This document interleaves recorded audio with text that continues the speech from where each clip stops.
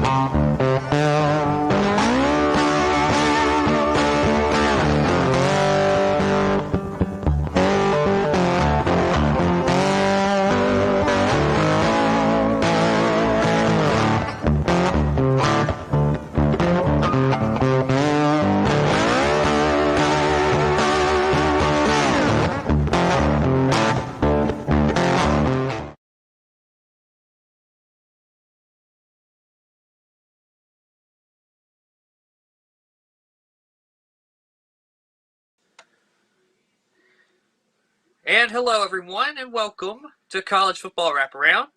I'm Cooper Naylor, and welcome.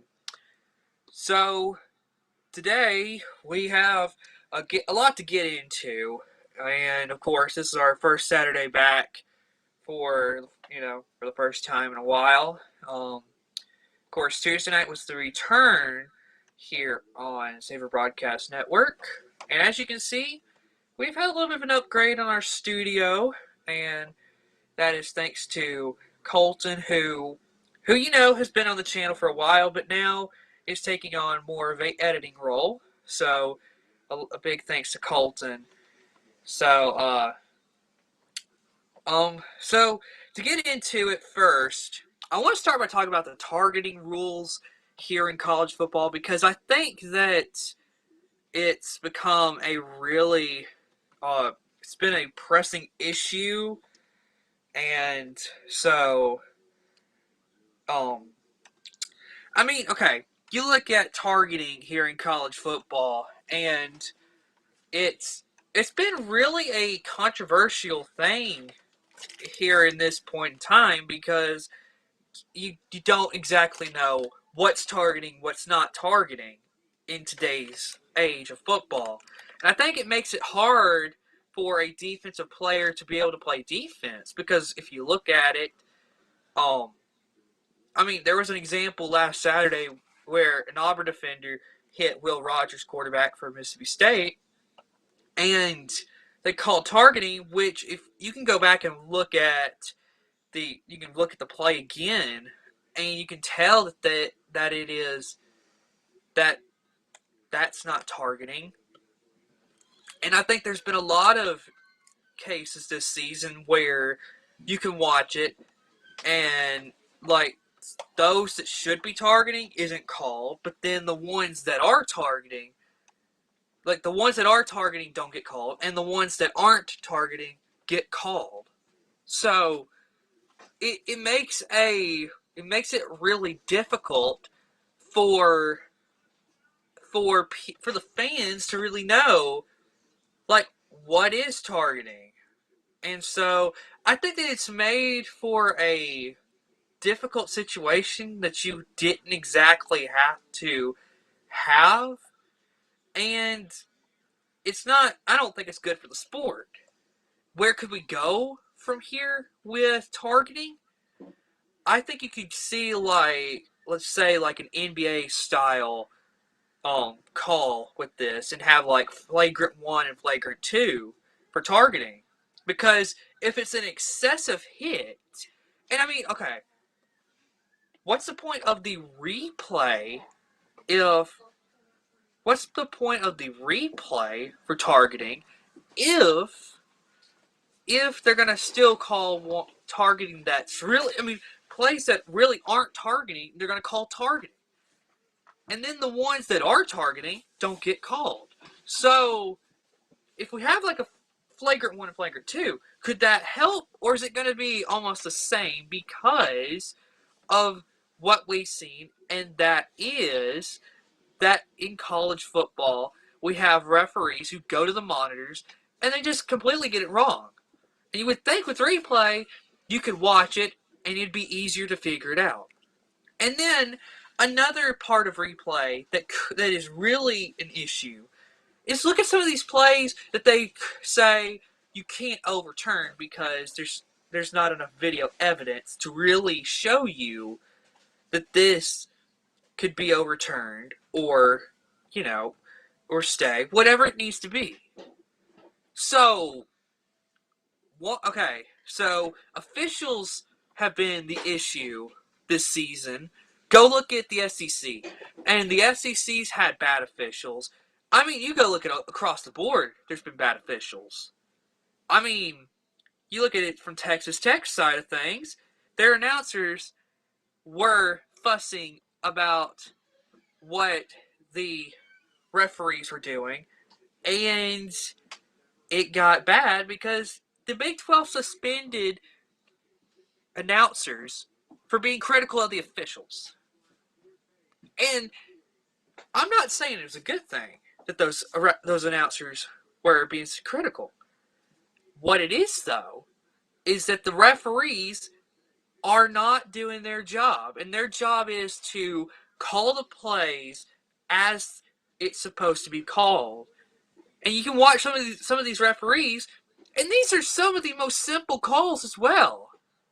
Okay, if you want to bring up another official, like another referee who botched a game, look at Tennessee Ole Miss this year.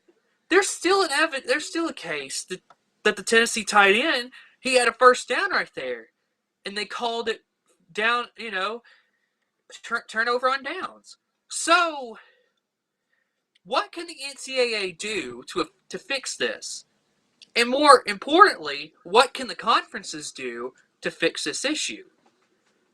And you're looking at some of the biggest conferences with some of the worst officials.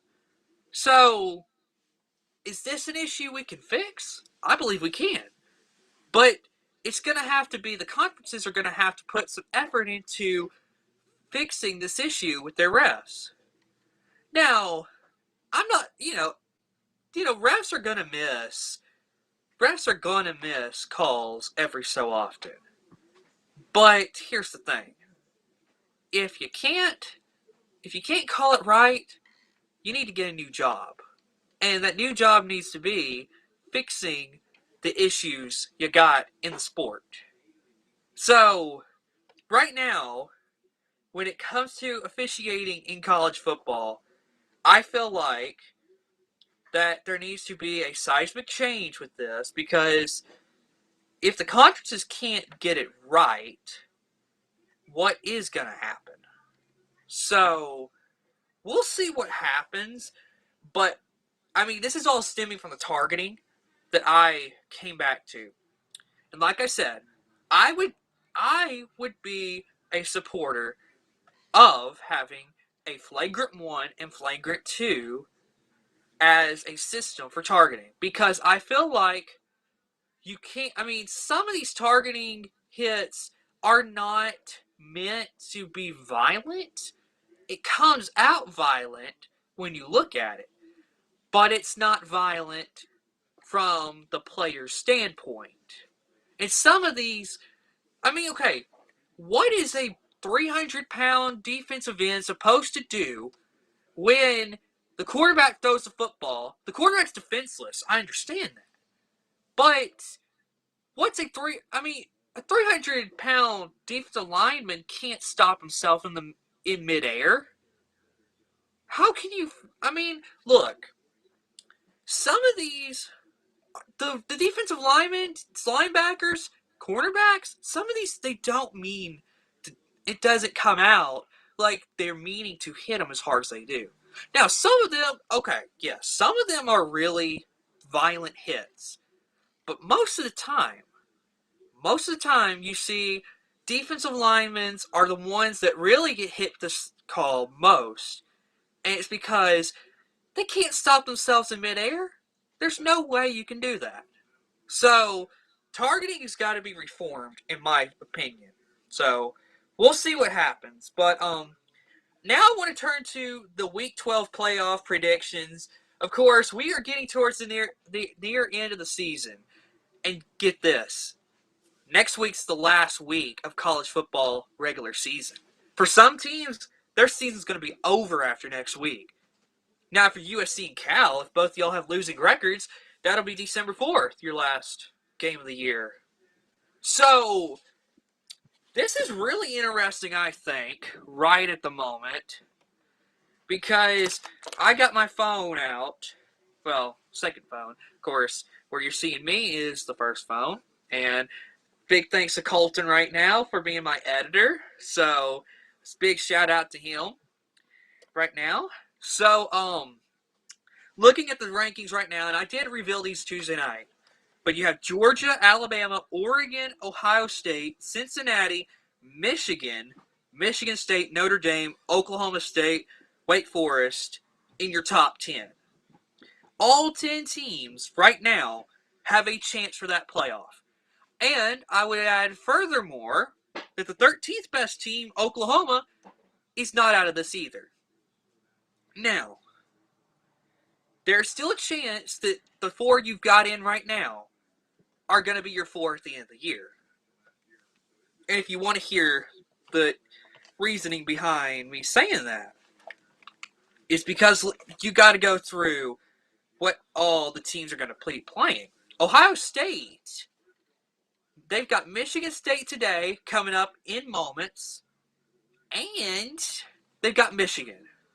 Now, Ohio State is probably right now the favorite in both games while we are talking, but I've got to say one thing. That is, if Ohio State wins out, they're in. If Oregon wins out, they're in. Now it comes down to, because your top two teams are the two teams from the SEC that will probably be playing each other in Atlanta. What are they going to do when Alabama wins the SEC? That's a big question. And for Georgia's sake, would you drop them out after having such a incredible season? You know that they're one of the top four teams. Would you drop them out just because they lost one tough game where they were still in it? Like, let's be hypothetical here. Let's say that this was like a 25-24 win that Alabama gets in the SEC title game, where it's dominant defense you see from both teams, and the better offense wins the game in the end. Would you drop Georgia out for having a close game against an Alabama team who, yes, Alabama's had their struggles, but still is one of the top four teams? Would you drop Georgia out? Everybody knows how good they are. You would possibly have, let's just say, you would probably have Alabama at 1, and the furthest I see Georgia dropping is 3. That's the furthest I see it. And I could see, I'm not trying to be funny here. I could see Ohio State going from 4 and jumping up into that 2 slot, Oregon dropping down to 4, and you'd have Alabama, Oregon, Georgia, Ohio State. You look at those matchups, those are good matchups. Who wouldn't want that? But, here's the thing. If Alabama loses the SEC title game, they're out.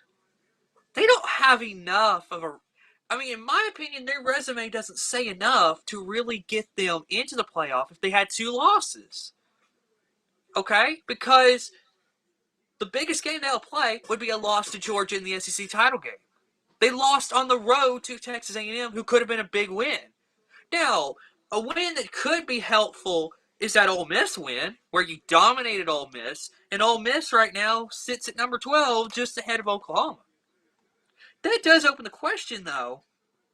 If Alabama were to lose to Georgia in the SEC title game, and you have three teams who have locked themselves in, who is that fourth team gonna be?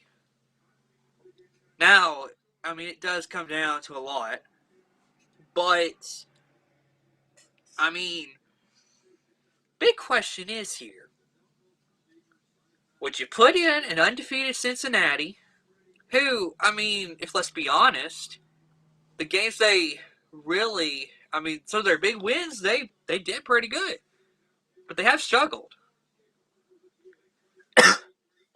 So, I mean, okay. Question is here: with Cincinnati, who's undefeated and did beat Notre Dame at Notre Dame, which, let's be honest, that's not an easy win right there. Would that Cincinnati team get ahead of, let's say, an 11-1 Notre Dame, who has played good football down the stretch? And let's be honest, Notre Dame has taken care of business where it's needed to take care of business. So, would Notre Dame jump Cincinnati, or would Cincinnati stay ahead of Notre Dame? Well, for all you Cincinnati fans out there, I'm sorry, but Notre Dame would jump them. Because Notre Dame, although Cincinnati has the win over them, Notre Dame would have still played the better schedule. It's because look at Cincinnati's conference. They're in the American.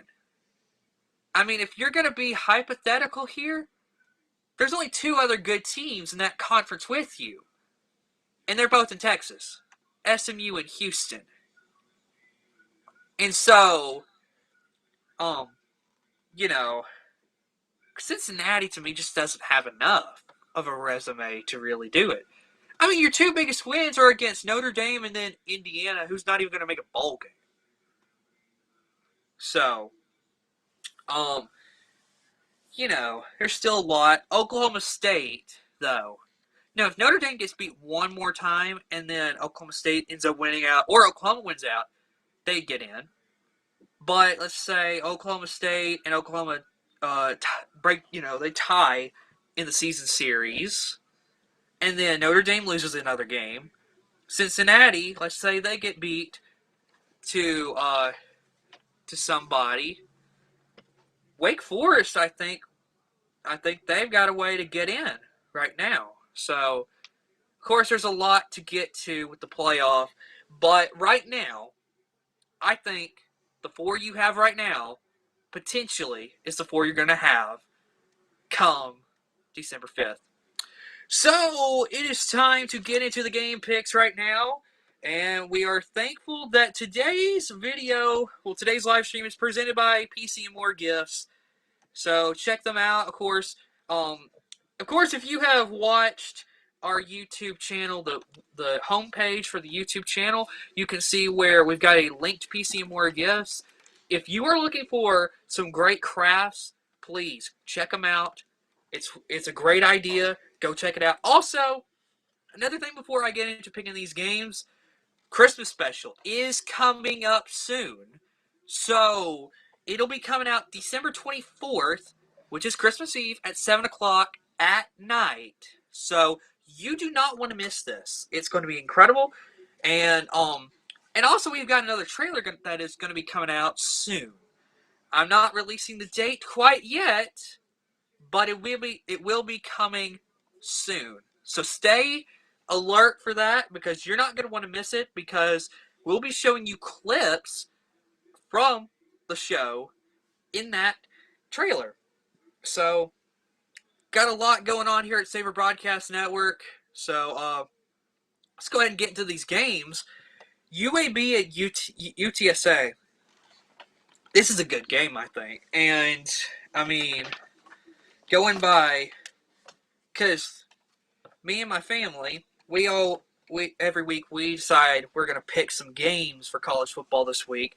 And so, looking at this, I think UTSA this is their first real chance to, I mean, have a good win, I think. UAB's not an easy team to beat. And UAB's played a good season. UTSA, same. And UTSA is number 22 in the country, deservedly so, with having an undefeated record and how they've played. So I think UAB, though, will win this game. And the reason I think that is because UAB has played a good season. I think they have a great offense, and I think they'll play real good against UTSA. So I've got UAB in this game. All right, Colton, if you could get me to the next game. That's not that one yet. There we go. Iowa State and Oklahoma coming up in moments. And I'll tell you, this game is going to be interesting. And if you want to know my reasoning behind that, is because Oklahoma, I mean, yes, Caleb Williams is probably going to start today, but how is he going to do after his struggle against Baylor?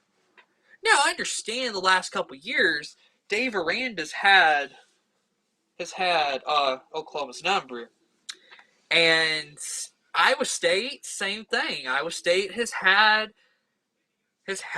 a easy way to. I mean, Iowa State's played good football against Oklahoma the last few years, so I think Iowa State is due for a good game here. I honestly think Iowa State could end up winning this game.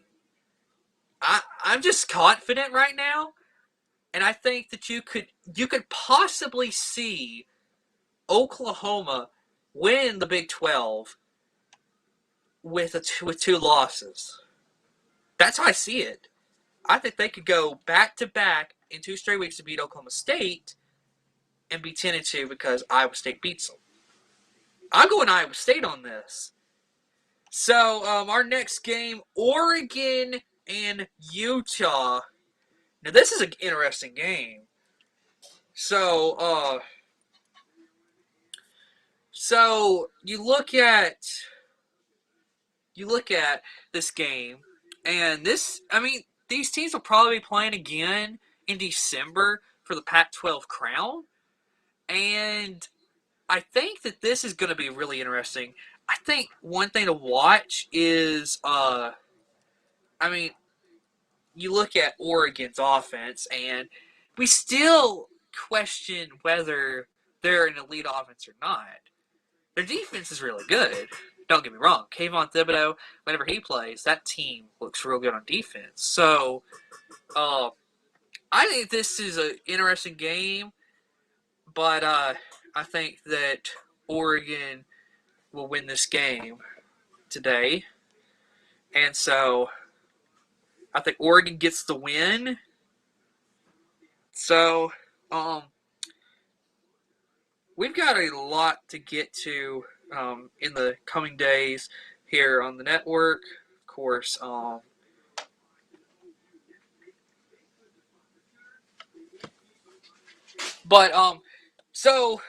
we got a couple more games to pick. I believe we have 2. So that is we've got Arkansas and Alabama coming up at 2:30 today, and so I think that this is, like I said Tuesday night. This is going to be a bare knuckle defensive football game. It's bare knuckle fight. I think this is going to be like a 24-14 game, just based on Bama's offense has struggled this season, and I would think that Arkansas would play good defense against Alabama. I mean, you look at the way Bama's played against defenses this season. It's been very poor. I mean, it's been very poor. So, I do think that Alabama will get the win, but ultimately, I think Arkansas could take this away and say that that Arkansas's got a great defense, and I think Arkansas wins as well. As far as mental wins, I think that you can look at this and be like, okay, we played good this season. Next year, Alabama, you better watch out. So, we're going to pick one last game, and then I will get into a question time if you want to get, and I'll get to your questions. Michigan State and Ohio State coming up in moments. I think that Ohio State gets the win. I think Oregon and Ohio State right now have the two easiest shots to get to the playoff, just behind Georgia. So I think Georgia with one loss is going to be. I mean, I think Georgia will get in.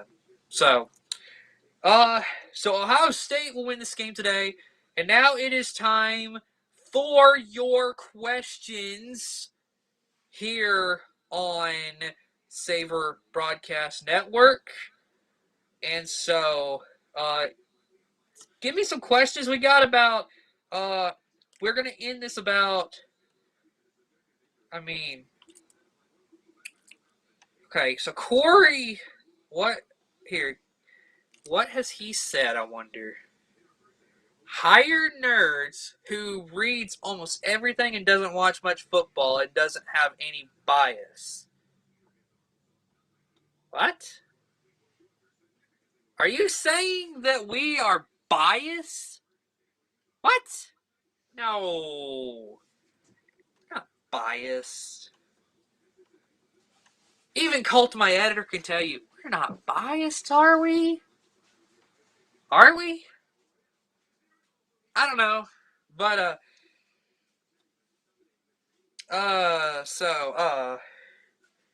the refs. Look, going back to what I said, there needs to be a reform. Rad Rusty said, I can't wait for the Alabama game. I agree. It's going to be interesting. Like I said, I think it's going to be a bare knuckle defensive fight the whole time. So, I don't know. Keep sending in more questions. We got about 3 minutes. Of course, it's LOL. Yep. So, of course, while we wait, and Rad Rusty, Colton, if you'll go ahead and show that on the stream, has said refs are the bad guys. Well, at least you agree with me. Thank you, Rusty, because you know what? I agree. The refs are the bad guys here. And it's like what I said. Nobody knows what targeting is and isn't. So, like I said, then it needs to be reformed. And I think it's a shame that the Big 12 suspended those announcers for being critical of the refs. That's just sad. So, do you think Kansas will win the Big 12 next year? Oh my goodness. So, we go from them being a terrible football team, 1-8 coming into last Saturday, and they end up having this miraculous play to win against Texas. And now we're saying that they are going to win the Big 12? Not so fast. Hold on a minute. Let's just take this slow and easy. Lance Leipold has done something good for that Kansas team. And I think it's part because of what Les Miles put in stone there. So, oh my goodness, Rad Rusty, defund the refs. Oh man. Okay, we have 1 minute left before we gotta go. Corey says, do you think Lincoln Riley will take the LSU job? Well, to be honest right here, I don't know if he's gonna, I don't think he needs to be offered, but my editor Colton wants to chime in. He can, or if he will show himself on the screen. Lincoln Riley will not take the job. So there you have it from an Oklahoma fan right there. Lincoln Riley will not be leaving Oklahoma, and you know what? I agree with him. I don't think Lincoln Riley's leaving for LSU. Honestly, I think right now, I don't know who's going to be the front runner, but I don't think it's Lincoln Riley. So, you can keep submitting questions. You can, and also, So, you know, we will get to your questions. So, do you think Oklahoma will go 7-5? So let's see. Right now they're like, aren't they 9-1? Yeah, they're 9-1 right now, so they can't go 7-5. Oklahoma went out. Well, there you have it. Well, for today's version of College Football Wraparound, thanks for watching. We'll see you next week here on Xavier Broadcast Network.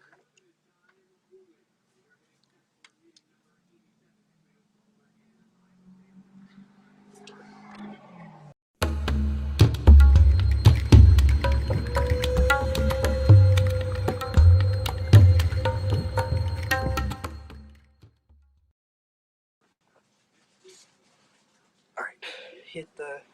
Here we go. Yeah.